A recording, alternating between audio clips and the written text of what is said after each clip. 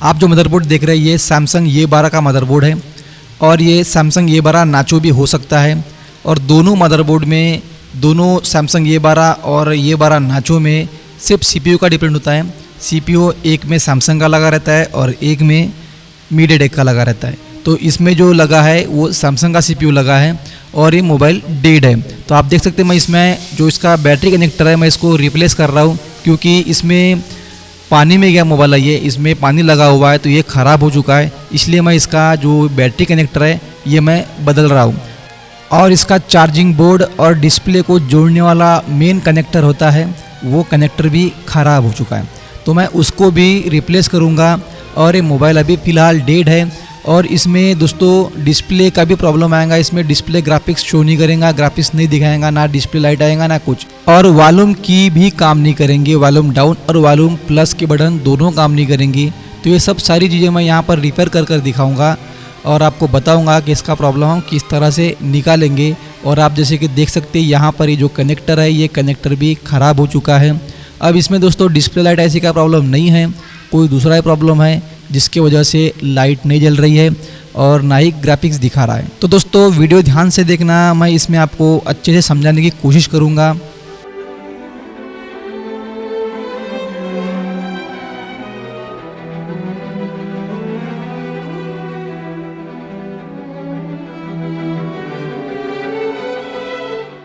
इसमें जो मैं बैटरी कनेक्टर लगाने वाला हूँ वो Redmi 6 से मदरबोर्ड में से निकाल के लगाऊंगा।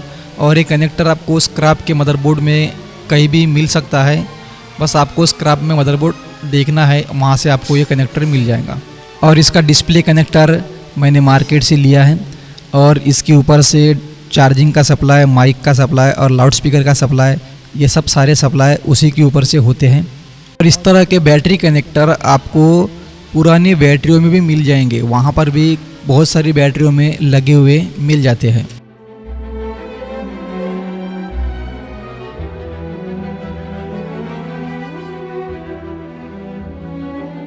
तो अब बारी है बैटरी कनेक्टर को चेक करने की। यहाँ पर हमें रीडिंग चेक करना है सभी पिन के ऊपर। और ये जो पिन देख रहे हैं इसके ऊपर मुझे लग रहा है कि ये शॉर्ट है, इतना रीडिंग यहाँ पर नहीं दिखाना चाहिए, काफ़ी ज़्यादा रेजिस्टेंस आना चाहिए, लेकिन इसमें रेजिस्टेंस काफ़ी कम दिखा रहा है। तो ये लाइन पूरी तरह शॉर्ट तो नहीं है लेकिन इसमें रेजिस्टेंस काफ़ी कम दिखा रहा है। तो इसका प्रॉब्लम हम बाद में देखेंगे। हमारा मेन काम है पहले मोबाइल को ऑन करना, ऑन करने के बाद देखेंगे कि इस पॉइंट से कोई दिक्कत आ रही है कि नहीं आ रही है। अब मेरे पास सेम मदरबोर्ड है, इसमें CPU भी सेम लगा हुआ है सैमसंग का। अब यहाँ पर देख सकते हैं 425 तक के यहाँ पर रीडिंग दिखा रहा है। ये इस मदरबोर्ड में शॉर्ट नहीं दिखा रहा है, जबकि हमारे पास जो मदरबोर्ड है इसमें सिर्फ 35 ओम दिखा रहा है। ठीक है, 0.35 ओम दिखा रहा है। तो ये कहीं ना कहीं लीकेज है, तो इसको हमें चेक करना है कि ये कहाँ से शॉर्ट है। कहीं इसके अगर लाइन में कोई कैपेसिटर अगर लीकेज अगर होगा तो हो सकता है ये इसमें हमें शॉर्टिंग दिखाएगा। तो ये यहाँ से ट्रैक जा रहा है दोस्तों, इसके लिए हमें बोर्नियो को ओपन करना पड़ेगा। मैंने चार्जर डाटा वाला डायग्राम ओपन किया है, PDF ओपन किया है मैंने। यहाँ पर हमें नहीं दिखा रहा है, बीच के पॉइंट के बारे में कुछ भी यहाँ पर नहीं दिखा रहा है। तो मैं इसमें क्या करूँगा, इसका जो बीट मैप होता है उसको ओपन कर देखूँगा और वहाँ पर इसकी ट्रैक को सर्च करूँगा कि ये ट्रैक कहाँ से कहाँ जा रही है। अगर इसकी लाइन में कोई कैपेसिटर अगर है तो हम उसको निकाल कर फेंक देंगे।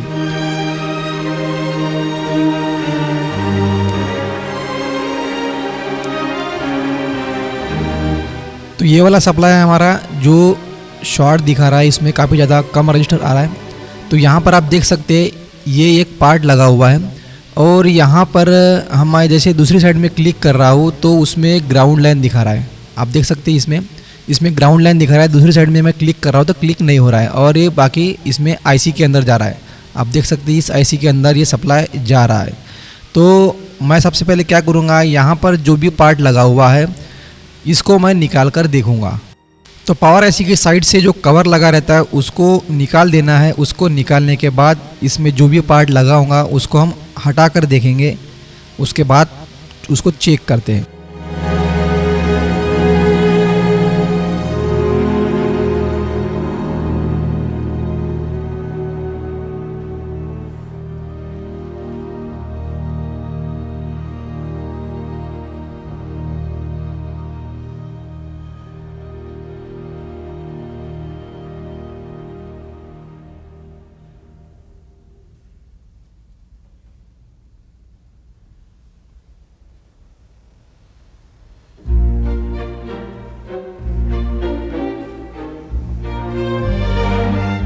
और दोस्तों यहाँ पर कैपेसिटर नहीं है, मुझे लग रहा है ये रजिस्टर है, और ये रजिस्टर काफ़ी ज़्यादा हाई वैल्यू का रजिस्टर है।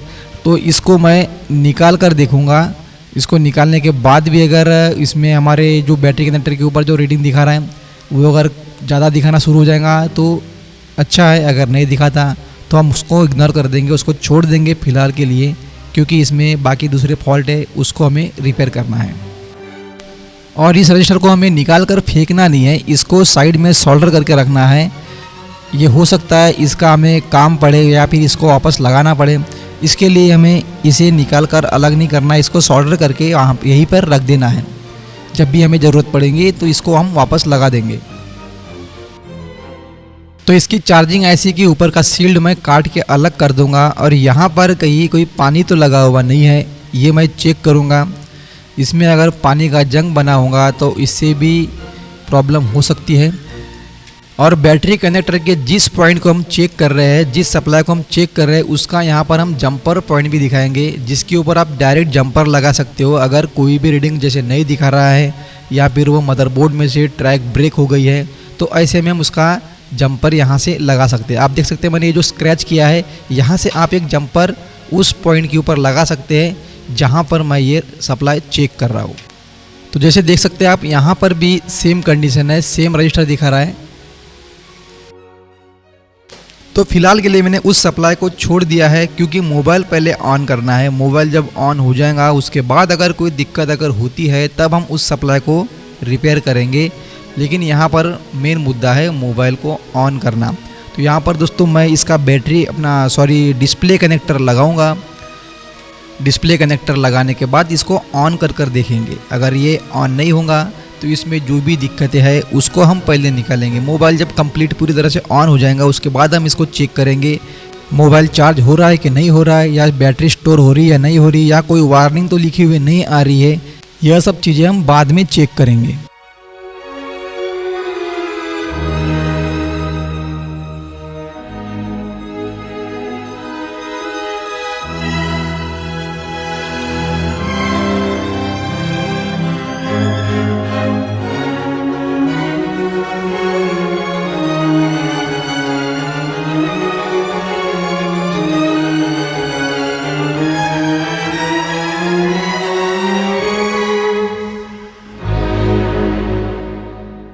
कनेक्टर लगाने के बाद उसको अच्छे से क्लीन करना है। क्लीन करने के बाद सभी पिन को चेक करना है, क्या वो सभी पॉइंट पिन से कनेक्ट हो चुके हैं, उनका सोल्डर प्रॉपर अच्छे से लग चुका है, ये सब चीज़ें हमें चेक कर लेना है। तो यहाँ पर मैंने दोस्तों इसको चेक कर लिया है, सारे पिन अच्छे से सोल्डर हो चुके हैं, और इसको अब बारी है चेक कर देखने की। इसको मैंने सबसे पहले डीसी मशीन के ऊपर ऑन करने की कोशिश किया, और ये डीसी मशीन के ऊपर ऑन हो गया है। तो दोस्तों मैंने इसमें डिस्प्ले लगाया और यहाँ पर डिस्प्ले ये ऑन नहीं हुआ। तो ऐसे में डाउट जाता है लाइट आईसी के ऊपर, कहीं लाइट आईसी तो ख़राब नहीं होगी, क्योंकि अक्सर पानी में लगे मोबाइल में लाइट आईसी ख़राब हो जाती है, और इसमें डिस्प्ले ये ऑन नहीं हुआ। तो मैंने मार्केट का डिस्प्ले भी लगा कर देखा इसमें। तो जैसे कि आप देख सकते हैं यहाँ पर ये जो लाइन है LCD PWM, ये दोस्तों सिग्नल के लिए होती है। डिस्प्ले लाइट ऐसे को सिग्नल देती है, जैसे डिस्प्ले के ऊपर डाटा दिखाता है, ग्राफिक्स दिखाता है, तब ये डिस्प्ले लाइट को सिग्नल जाता है और डिस्प्ले लाइट अपना काम शुरू करती है लाइट जलाने का। यहाँ पर जो यहाँ पर LED K1 लाइट है, ये सप्लाई यहाँ से आ रहा है, और ये यहाँ पर एक कैपेसिटर लगा हुआ है। ये कैपेसिटर शॉर्ट हो सकता है, इसको भी हम निकाल के फेंक सकते हैं। उसके बाद आप देख सकते हैं LED A124P, ये दोस्तों पॉजिटिव लाइन है, ये डिस्प्ले के वोल्टेज वाली लाइन है, यहाँ से डिस्प्ले लाइट के लिए वोल्टेज आता है। उसके बाद LED K2 आता है, यहाँ पर भी एक कैपेसिटर लगा हुआ है, ये कैपेसिटर शॉर्ट हो सकता है, इसको भी हम निकाल कर फेंक सकते हैं। और इसका जंपर लाइन कुछ इस तरह से है, आप देख सकते हैं। यहाँ पर दोस्तों K1 और K2 के लिए यहाँ पर 0 ओम का रजिस्टर लगा हुआ है। अगर ये ख़राब अगर होते तो यहाँ पर हम जंपर लगा सकते हैं। इसके ऊपर कैपेसिटर लगे, ये वाले कैपेसिटर अगर ख़राब अगर हो गए, शॉर्ट अगर हो गए, तो इनको निकाल कर हम फेंक सकते हैं। उसके बाद यहाँ पर LCD के लिए जो LED ये लाइन जो होती है डिस्प्ले लाइट के वोल्टेज वाली लाइन है, और इसके ऊपर एक 0 ओम का रजिस्टर लगा हुआ है। अगर ये ख़राब अगर हो गया तो इसके ऊपर भी हम जंपर लगा सकते हैं। बाकी यहाँ पर कैपेसिटर लगे, ये कैपेसिटर शॉर्ट हो सकते हैं तो इसको हम रिप्लेस कर सकते हैं या फिर अगर निकाल कर भी फेंक सकते हैं उनको। उसके बाद दोस्तों ये VPH लाइन है, VPH पावर जो लाइट ऐसी के लिए आता है, यहाँ पर भी एक 0 ओम का रजिस्टर लगा हुआ है और ये VPH पावर आता है चार्जिंग IC से, यहाँ से आता है ये, और इसका ये जंपर लाइन कुछ इस तरह से है। तो दोस्तों हमें चेक करना है इसके कनेक्टर के ऊपर हमें क्या रीडिंग दिखाएगा। तो आप जैसे कि देख सकते हैं यहाँ पर LED K1 लाइट के ऊपर, LED K1 सप्लाई के ऊपर हमें 619 की रीडिंग दिखाएगा। ऊपर नीचे हो सकता है, यहाँ पर 500 भी दिखा सकता है, 550 भी दिखा सकता है, वो हमारे मल्टीमीटर के ऊपर डिपेंड करता है। यहाँ पर आप देख सकते हैं रीडिंग ये है दोस्तों, और इसका सप्लाई यहाँ पर ये है, मैं आपको चेक कर कर दिखाऊंगा। उसके बाद हमें देखना है LED K2 है ये, और यहाँ से ये यहाँ आ रहा है। तो यहाँ पर भी दोस्तों हमें LED K2 के ऊपर भी 619 का रीडिंग दिखाएगा, लेकिन ये भी ऊपर नीचे हो सकता है, 550 तक की दिखा सकता है। उसके बाद LED ये लाइन के ऊपर 505 की रीडिंग दिखाएगा, इसमें भी ऊपर नीचे हो सकता है। अब LED K1 और LED K का काम क्या होता है, ये इन दो में से कोई नहीं एक लाइन जो होती है वो लो ब्राइटनेस की होती है और एक लाइन हाई ब्राइटनेस की होती है। जब भी हम ब्राइटनेस कम ज़्यादा करते हैं तो ये दो LED K1 और LED K2 से ब्राइटनेस कम ज़्यादा होता है। किसी किसी मॉडल का लाइट ऐसी का फंक्शन अलग होता है। ये जो मैंने जानकारी दी है ये सिर्फ सैमसंग ये12 के लिए दी है, जिसमें सैमसंग का CPU लगा है। तो चलिए दोस्तों मैं इसका अभी प्रैक्टिकल चेक कर कर देखता हूँ कि यहाँ पर जो हमने यहाँ पर जितना रीडिंग दिखा रहा है इतना रीडिंग दिखा रहा है कि नहीं दिखा रहा है। अगर कोई ट्रैक अगर ओपन दिखाता है तो हमें उसे रिपेयर करना पड़ेगा। यहाँ पर मैं डिस्प्ले ट्रैक को चेक करने के साथ साथ मैं इसमें ग्राफिक्स वाले लाइन को भी चेक करूँगा। यहाँ पर देख सकते हैं यहाँ पर 2 नंबर की जो लाइन है इसके ऊपर कोई सप्लाई नहीं आ रहा है। अगर किसी पॉइंट के ऊपर रीडिंग नहीं दिखा रहा है तो हमें मल्टीमीटर की सुई को उल्टा पुल्टा करके लगाना है, उल्टा सीधा करके लगाना है। उससे भी अगर रीडिंग नहीं आता तो वो ट्रैक ओपन है। आप देख सकते हैं ये ट्रैक दोस्तों ओपन है, इसमें कोई भी सप्लाई नहीं आ रहा है। और ये जो सप्लाई है ये डिस्प्ले ग्राफिक्स वाला लाइन है, तो इसमें मैं सारी की सारी पिनें चेक करूँगा, ग्राफिक्स के लाइन वाली भी और डिस्प्ले लाइन वाली भी। ये सब चीज़ें हमें यहाँ पर चेक करना है, क्योंकि मोबाइल पानी में गया मोबाइल है तो डिस्प्ले लाइट के ट्रैक में भी कोई ना कोई दिक्कत हो सकती है। तो हमें सभी पिन के ऊपर एक एक करके चेक करते हुए जाना है। सभी के ऊपर हमें रजिस्टर दिखाना चाहिए, और जिसके ऊपर रजिस्टर की जगह शॉर्ट दिखा रहा है या फिर बीप का साउंड आ रहा है या फिर खाली दिखा रहा है तो वो ट्रैक खाली हो सकती है। अब वो खाली ट्रैक है या नहीं है ये कंफर्म करने के लिए हमें इसका डायग्राम देखना पड़ेगा। अगर जिसके ऊपर सप्लाई है और फिर भी अगर वो खाली दिखा रहा है तो वो क्यों खाली दिखा रहा है इसे हमें देखना है, और उसका सप्लाई कहाँ से आ रहा है उसको हमें देखकर उस पे ऊपर जंपर लगाना है। अब जैसे मैंने बताया कि कोई ट्रैक अगर जैसे खाली दिखा रहा है तो हमें मल्टीमीटर की सुई को घुमा कर लगाना है। जैसे कि आप देख सकते हैं मैंने यहाँ पर घुमा कर लगाया है तो यहाँ पर रीडिंग दिखाना शुरू कर दिया है, और जो पिन खाली है उसके ऊपर रीडिंग नहीं दिखाएगा। ठीक है,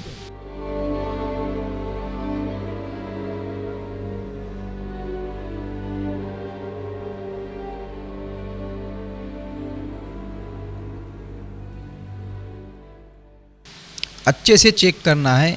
अगर घाई करेंगे तो बहुत सारी चीज़ें छूट जाती है। जो डिस्प्ले की लाइन है हमें सिर्फ उन्हें ही चेक करना है।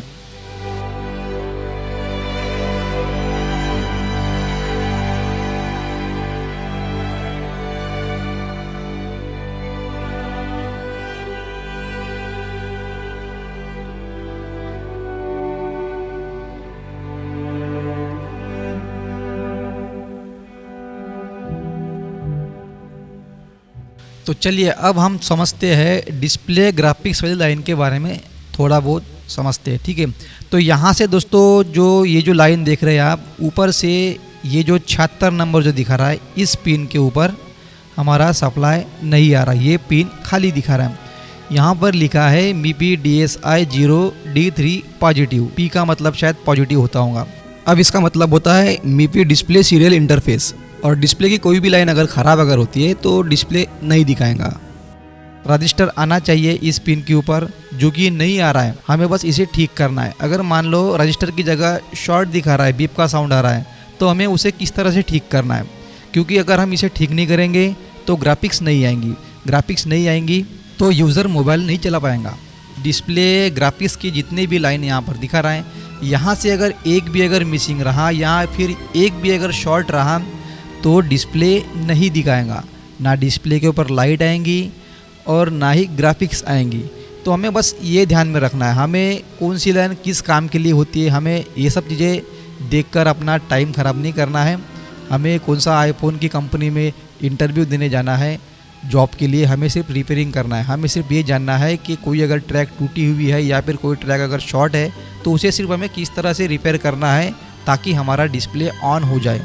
हमें सिर्फ डिस्प्ले ऑन करना है, उसका फुल फॉर्म नहीं जानना है हमें कोई मतलब नहीं उसका फुल फॉर्म जानने से, ठीक है। हमें कोई एग्ज़ाम नहीं देना है, हमें सिर्फ मोबाइल रिपेयर करना है और मोबाइल रिपेयर करके पैसा कमाना है। फिर भी अगर आप फुल फॉर्म जानना चाहते हैं तो डिस्क्रिप्शन में लिख कर दे दूँगा, वहाँ से आप पढ़ सकते हैं।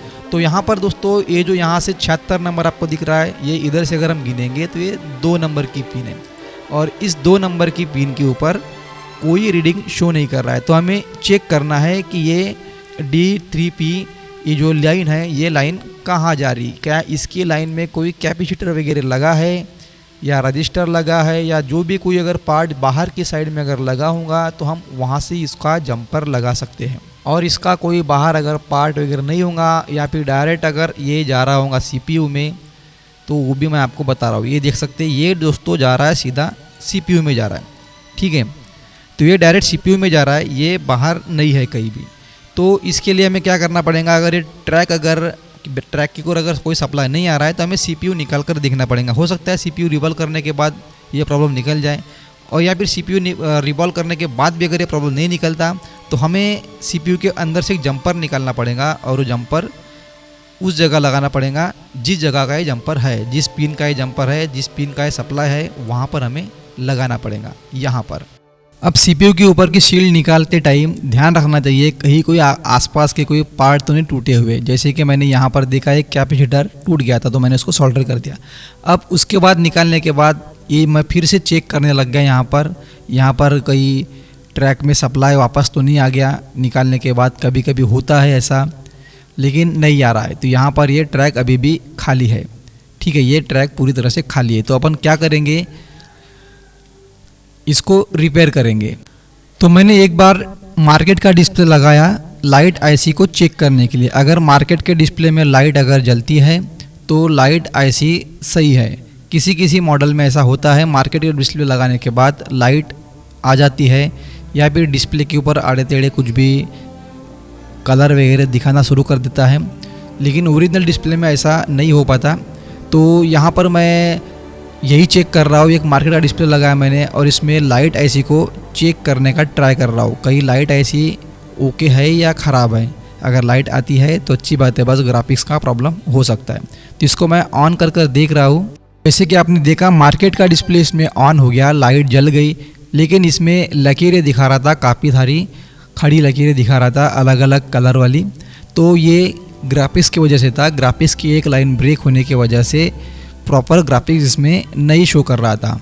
और वहीं पे अगर जैसे हम ओरिजिनल डिस्प्ले इसमें लगाकर अगर ऑन करते हैं तो इसमें ना लाइट जलती है ना कुछ आड़ा टेढ़ा कुछ दिखाता, कुछ भी नहीं दिखाता, पूरी तरह से ब्लैंक दिखाता है ओरिजिनल डिस्प्ले में।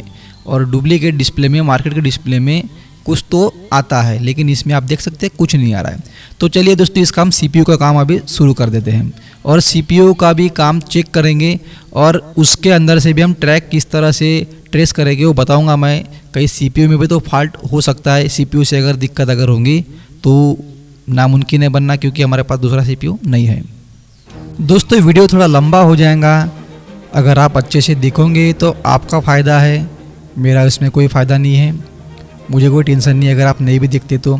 और हमें CPU निकालना है 280-285 डिग्री के ऊपर। मेरा हीट जो है 285 अभी फ़िलहाल है और 285 के ऊपर मैं इसको निकाल रहा हूँ। और आराम से निकालना है, ब्लेड को आराम से अंदर डालना है और प्यार से उसको उठाना है, धीरे धीरे डालना है। हम ज़बरदस्ती डालेंगे तो बॉल्स टूटने के चांस रहते हैं। धीरे धीरे आराम से डालो और प्यार से निकालो, अच्छे से हीट होने देना है। उसके बाद ये CPU को हल्के हाथों से ऊपर उठाना है। तो आप जैसे ये पिन देख रहे, इस वाले पिन के ऊपर हमें कंटिन्यूटी चेक करना है। डायरेक्ट इस बॉल से लेके डिस्प्ले कनेक्टर के पिन के ऊपर हमें मल्टीमीटर की सुई लगाना है और हमें चेक करना है, कंटिन्यूटी चेक करना है। इसके ऊपर बीप का साउंड आना चाहिए। अभी तो ये खाली दिखाएगा, ऐसे भी खाली दिखाएगा क्योंकि इसके ऊपर ऐसी लगी नहीं है, तो ये अभी भी फ़िलहाल खाली दिखाएगा। तो इसके ऊपर हमें कंटिन्यूटी चेक करना है। हमें इस तरह से एक सुई रखना है और दूसरी सुई हमें डिस्प्ले कनेक्टर के ऊपर 2 नंबर की पिन के ऊपर रखना है। जैसे कि मैं आपको यहाँ पर दिखा रहा हूँ, यहाँ पर जो ये पिन हमारी जो खाली दिखा रहा था, इसके ऊपर मल्टीमीटर की एक सुई रखना है। दूसरी सुई हमें रखना है, ये यहाँ पर रखना है। यहाँ पर एक सुई रखना है मल्टीमीटर की और हमें यहाँ पर बीप का साउंड आना चाहिए। अगर बीप का साउंड आता है इसका मतलब ट्रैक एकदम ओके है। हमारे सीपीयू से इसको सप्लाई नहीं मिल रहा था, यानी उसका बॉल्स टूट गया था, मदरबोर्ड से उसने सोल्डर छोड़ दिया था। आप देख सकते हैं यहाँ पर हमें सुई रखना है। तो कभी कभी ऐसा होता है जब मोबाइल गिर जाते हैं तब ये इस तरह से बॉल्स छोड़ देता है, मदरबोर्ड से जो कनेक्टिविटी जो होती है वो छूट जाती है। तो ऐसे में इस तरह की दिक्कतें देखने को मिलती हैं। तो आप देख सकते हैं मैं इसमें अभी चेक कर रहा हूँ, सेम जैसे मैंने बताया था। एक सुई मैंने उस बॉल्स के ऊपर लगाया और दूसरा इस पिन के ऊपर लगा रहा हूँ। तो यहाँ पर दोस्तों हमें बीप का साउंड देखने को मिल रहा है, यहाँ पे कंटिन्यूटी दिखा रहा है। इसका मतलब ये ट्रैक ओके है, दिक्कत हमारे सीपीयू से ही थी। अब मैं सीपीयू चेक कर भी दिखाऊंगा। सीपीयू के ऊपर जो बॉल्स था वो बॉल्स के ऊपर भी रजिस्टर आना चाहिए। अगर वहाँ रजिस्टर नहीं दिखाता तो हमारा सीपीयू ख़त्म है, ये समझना है हमें। क्योंकि वो अगर हम सीपीयू को रिवॉल्व करके लगा भी लेंगे तब भी कोई काम नहीं बनने वाला। तो उसके ऊपर भी हमें रजिस्टर चेक करना है। तो सीपीयू के ऊपर का कौन सा बॉल्स मदरबोर्ड के ऊपर बैठता है वो हमें चेक करना है और उसके ऊपर मल्टीमीटर की एक सुई रखना है। अच्छे से बिल्कुल लोकेशन हमें देखनी है सीपीयू की कि कौन सा बॉल्स मदरबोर्ड के ऊपर सेम उसी जगह पे बैठता है। तो यहाँ पर देख सकते हैं ये जो बॉल्स है ये बैठता है सीपीयू के सेम उसी बॉल्स के ऊपर। तो यहाँ पर एक सुई रखना है और एक सुई कहीं भी रख दो, किसी भी बॉल्स के ऊपर रख दो। हमें रजिस्टर दिखाना चाहिए। आप देख सकते हैं ये रजिस्टर यहाँ पर दिखा रहा है। हम किसी भी बॉल पर रखेंगे तो रजिस्टर यहाँ पर दिखाएगा। इसका मतलब ये सीपीयू से बॉल्स जुड़ा हुआ है, यानी ये ओके है। तो हमारा काम सीपीयू रिवॉल्व करने से बन जाएगा। ऐसा कई बार होता है कि हमें कोई ट्रैक जैसे खाली दिखाता है तो हम उस ट्रैक को इसी तरह से चेक कर सकते हैं। देख सकते हैं मैं कहीं भी जैसे सुई लगाता हूँ, दूसरी सुई जो होती है मल्टीमीटर की, मैं कहीं भी अगर उसको लगाता हूँ तो मैं यहाँ पे रजिस्टर हमें देखने को मिलता है। इसका मतलब ये ट्रैक सही है, सीपीयू में कोई दिक्कत नहीं है।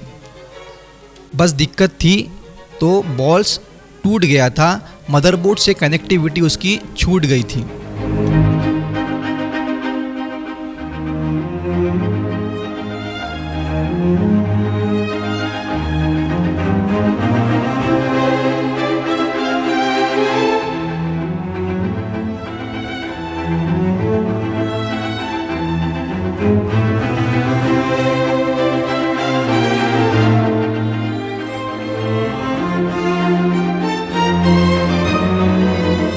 सीपीयू को क्लीन करने के लिए 200 डिग्री रखना है और 200 डिग्री में एकदम बढ़िया अच्छे से क्लीन हो जाएगा। सीपीयू को मदरबोर्ड में फिक्स करेंगे तब 200 से 210 तक के हीट रखना है।